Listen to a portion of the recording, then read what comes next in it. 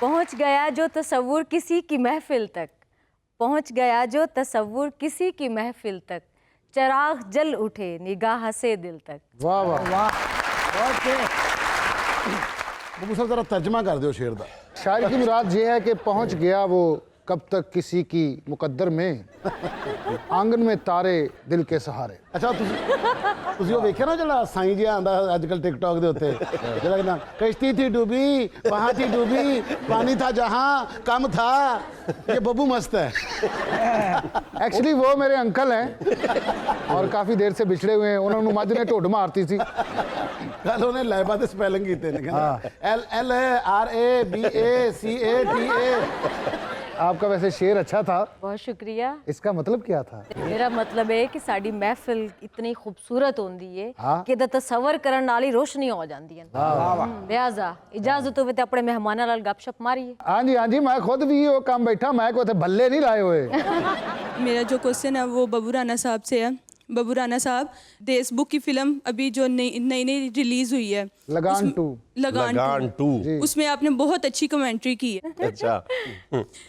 और आप मुस्तकबिल में रमीज राजा और वकार यूनुस के लिए जो है खतरे का बाइस तो नहीं बनने जा रहे? ओए ओए ओए, ये बात मेरे हक में है या मेरे खिलाफ? आपके हक में है यार, नहीं उन्होंने खिलाफ है बेचारियां दे, उनके खिलाफ है।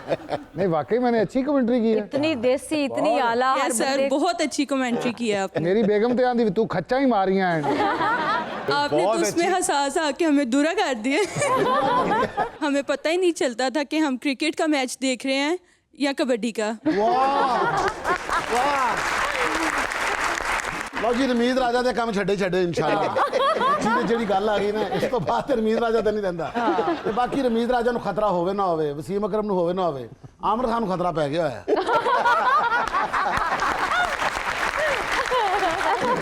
इस सवाल के पीछे मेरी बेइज्जती पिन्हा है। पिन्हा नहीं, नुमाया है, ओपन है। पिन्हा होती है छुपी हुई। बल्कि हम रमीज राजा साहब जो कमेंट्री करेंगे ना, नाल मूंगफली रखेंगे। थैंक यू, आपने गौर से देखा और मुझे भी शक था कि मुझे कोई देख रहा है। अस्सलाम वालेकुम everyone. My question is to Naseem Vicky sir. Can you please tell me, एक फनकार के लिए लोगों को हंसाना ज़्यादा मुश्किल होता है या रुलाना? इसके लिए दो तरह के फनकार होते हैं। जो रुलाने वाले फनकार होते हैं वो वोट लेकर फनकार बनते हैं।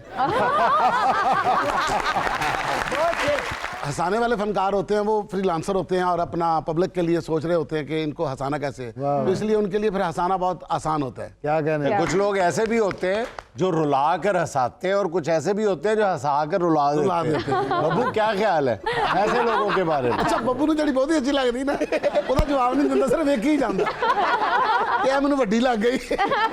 अस्सलाम वालेकुम, मेरा नाम अली रज़ा है। सबसे पहले तो सर नसीम विक्की और बब्बू राना साहब, मैं आपका बहुत बड़ा फ़ैन हूँ। आप हमारे मुल्क के बहुत बड़ा सरमाया हैं। आप अपने गम छुपा के लोगों के चेहरों पे खुशियाँ लाते हैं।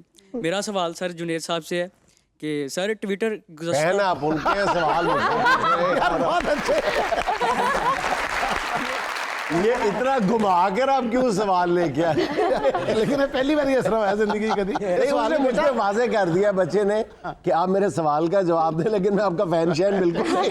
सर ट्विटर गुज़श्ता 1 माह से बंद है। क्या हम बहसियत कौम सच से डरते हैं जिस वजह से ये? मेरा ख्याल है कि हम कौम को जानबूझ के एक गैर कानूनी काम पे मजबूर कर रहे हैं। देखिए, आप VPN इस्तेमाल करने की तरगीब दे रहे हैं और VPN का इस्तेमाल जो है दुनिया के जो सख्त तरीन मुल्क हैं, सख्त तरीन, वो भी VPN का इस्तेमाल नहीं रोक सके। लेकिन आज से ये एक्स पे, ट्विटर पे पाबंदी लगने से पहले बहुत सारे लोगों के पास VPN नहीं था, लेकिन आज चूंकि एक्स पे पाबंदी है इसलिए उन्होंने VPN डाउनलोड कर लिया हुआ, सब ने कर लिया हुआ है। हमने एक जानबूझ के एक गैर कानूनी अमल जो बाद में हुकूमत के लिए परेशानी का बायस बन सकता है, हमने उसकी दानिस्ता या नादानिस्ता तौर पे हौसला अफजाई की है। अभी भी होश के नाखून लेने चाहिए और मेरा ख्याल है ऐसी हरकत से गुरेज करना चाहिए। चलिए शुक्रिया सर, बहुत बहुत शुक्रिया आपका। अब आप मेरे भी फैन हो गए कि नहीं? अच्छा सर, मैंने ये नोट किया है जितने भी फैन हैं ये सिर्फ आपकी साइड पे ही हैं।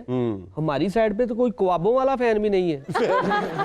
यार कबाबों वाला फैन, तुम अंदाजा ही नहीं है उसकी कदरों कीमत का। कबाबों वाला फैन अपने साथ तिक्के कबाबों की खुशबू लेके आता है।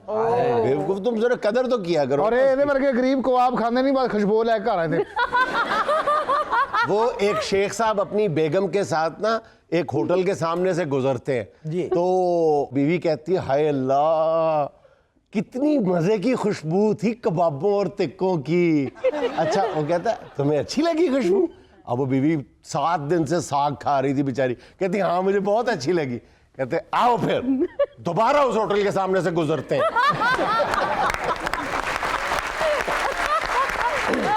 और जब महीने बाद ये भी कह रहे होंगे कि कितनी अयाशी कराना मैं तेन।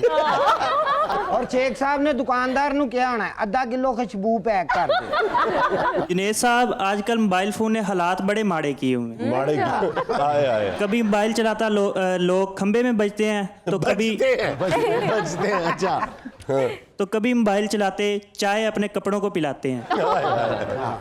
आप क्या समझते हैं कि मोबाइल फ़ोन ज़रूरत है या मुसीबत है? यार बात ये है, इसका जवाब जाहिर है आपको भी पता होगा मैं क्या दूंगा, और मुझ जैसे बंदे को क्या जवाब देना चाहिए कि ये अगर ठीक इस्तेमाल किया जाए तो ये बहुत बड़ी नेमत भी है, और अगर इसका बेजा इस्तेमाल किया जाए, हद से ज़्यादा इस्तेमाल किया जाए, तो इस जैसी मनहूस चीज़ ही कोई नहीं। मोबाइल ने वाकई बड़ा काम खराब होता है, यकीन करो सच्चा वाकई, मैं झूठ नहीं बोलने लगा। मैं अपने बच्चे ने लूडो खेड रहा तो चाह का कप कोल पिया, मैं मोबाइल फड़िया, मैं कप फड़ के मैं इंज किया जिवें दाना नहीं सुट्टीदा, मैंने एकदम ख्याल आ गया तो गलत होने लगा। और फेंक के कहता ओ दूध आ गया मेरा। पहले अकेला आदमी बैठा होता था ना, कोई हंस पड़ता था तो लोग कहते थे पागल है। हाँ बिल्कुल। हुण कल्ला बंदा बैठा हंसे ना तो नाल दा कह रहा मैंने भी सेंड कर, मैंने भी सेंड कर। अच्छा जी, सुहाना का आज का सवाल हो जाए, ये सवाल का दुरुस्त जवाब देने पे एक आपको इनाम मिलेगा, ठीक है? वो इनाम बाद में बताएंगे क्या है। जे तो तुसी देता जवाब फिर तो इंशाल्लाह तुहानू मिलेगा इनाम, जे ना देता फिर तुहानू इनाम मिलना सी। सुहाना का आज का सवाल ये है कि वो कौन सा शहर है जिसके नाम के आखिरी 2 हर्फ काट दिए जाएं तो वो अंग्रेजी में एक फल का नाम बन जाता है। बताएं जी। 10 9। सब सोचो में गुम। हिंट ये है कि वो फ्रूट मीठा होता है। चले। हाँ जी, किसी को नहीं आता। सर इसका जवाब हम भी दे सकते हैं। चले आप दे के देखें। आज आप दे लो, कोशिश कर ले। सर मैंगोरा। हाँ, मैंगोरा। मैंगोरा के आखिरी 2 हरफ काट दिए जाए, रे और हे काट दी जाए तो मैंगो बचता। मैंगोरा। ये हमने सुना ही फर्स्ट टाइम है। मैंगोरा नाम ही नहीं सुना, ये तो अफसोस की बात। गोरा सवाद में गोरा अपने शहर पाकिस्तान। वो सर नहीं सुना, फर्स्ट टाइम तो सुना। ये फिर आपकी कम इल्मी है। ये भी वैसे ना हमारे मुल्क की बहुत बड़ी बदकिस्मती है कि हमें अपने मुल्क के बारे में भी नॉलेज ना होने के बराबर है। पूरी जिंदगी गुजर जाती है इंसानों की। एक वजह तो गुर्बत है, दूसरी वजह जहालत भी है हमारी। मैं आपसे नहीं कह रहा खुदा न खास्ता, लेकिन मैं अपने आप से भी कह रहा हूँ कि मैंने भी पूरा पाकिस्तान घूम फिर के नहीं देखा हुआ जो देखना चाहिए। दूसरे मुल्क हम देखने चले जाते हैं, और कितने फीसद पंजाब के लोग हैं जिन्होंने आज तक कोयटा नहीं देखा, बलूचिस्तान नहीं देखा, कराची नहीं देखा। कराची वाले कितने हैं जिन्होंने लाहौर नहीं देखा हुआ। सही बात है। तो ये बड़े अफसोस की बात है। यह जब हम कौमी यकजहती पैदा करने की बात करते हैं ना, तो उसमें ये बुनियादी एक जुज़्व है कि हम कम से कम शर्त है, बुनियादी शर्त है कि हम एटलीस्ट पूरा मुल्क तो देखा, अपना मुल्क नहीं देखा हुआ हमने। ये बड़े अफसोस की बात है। नसीम विकी साहब के लिए मेरा एक शेर है। अच्छा जी। तुम जो ऐसे उदास बैठे हो, तुम जो ऐसे उदास बैठे हो, लगता है बीवी के पास बैठे हो। बेटा अगर देखा जाए ना, ये शेर नहीं था, ये साजिश थी। और ये साजिश जो है कहीं और से नहीं आई, ये इधर दाएं दाएं से आई है।